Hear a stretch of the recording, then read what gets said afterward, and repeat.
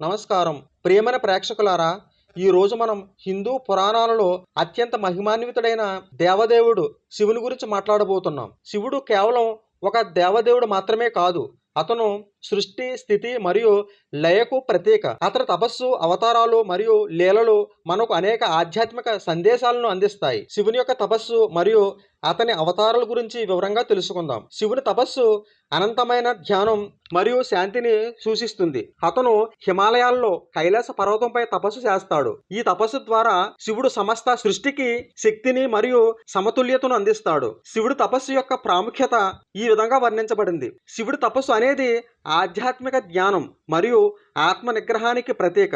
అతను తన తపస్సు ద్వారా సమస్త ప్రపంచాన్ని నియంత్రిస్తాడు. శివుడు ఎప్పుడూ ధ్యానంలో ఉండడం, అతను సమాధినాథుడు అని పిలువబడుతూ ఉంటాడు. ఈ సమాధి స్థితి అనేది మనిషి మనస్సును మరియు ఆత్మ యొక్క శాంతిని సూచిస్తుంది. శివుడి అవతారాలు, లీలలు మరియు సందేశాలు.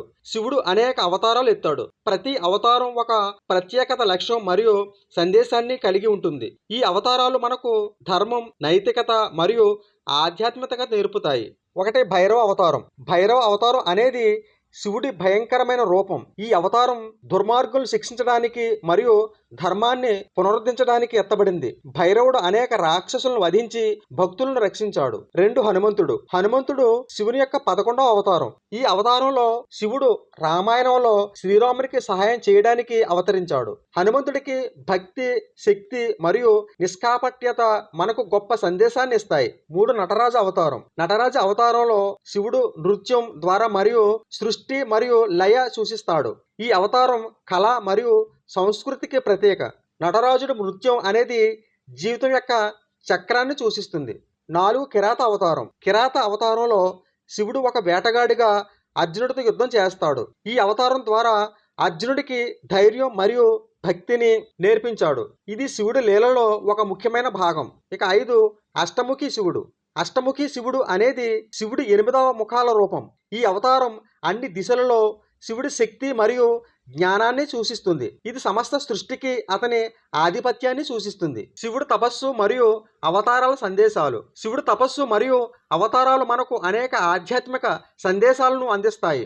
ఆత్మ నిగ్రహం. శివుడి తపస్సు మనకు ఆత్మ నిగ్రహం మరియు ధ్యానం యొక్క ప్రాముఖ్యతను నేర్పుతుంది. ధర్మం మరియు న్యాయం. శివుడి అవతారాలు ధర్మాన్ని పునరుద్ధరించడానికి మరియు అధర్మాన్ని నాశనం చేయడానికి ఎత్తబడ్డాయి. భక్తి మరియు నిష్కాపట్యత.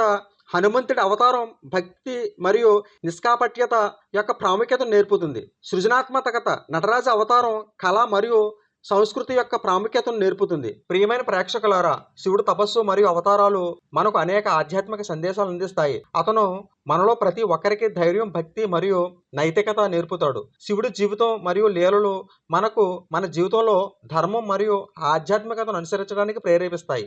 మనం తీసుకోవాల్సిన పాఠాలు: ధ్యానం మరియు ఆత్మ నిగ్రహం యొక్క ప్రాముఖ్యత, ధర్మం మరియు న్యాయాన్ని అనుసరించడం, భక్తి మరియు నిష్కాపట్యత, సృజనాత్మకత మరియు కళ యొక్క ప్రాముఖ్యత, శక్తి మరియు సమతుల్యతను నిర్వహించడం. ఇవి మనం శివుడి నుండి నేర్చుకోవాల్సిన పాఠాలు. ఈ వీడియో మీకు నచ్చినట్లయితే దయచేసి మీ స్నేహితులతో షేర్ చేయండి మరియు మా ఛానల్కు సబ్స్క్రైబ్ చేయండి. ధన్యవాదాలు.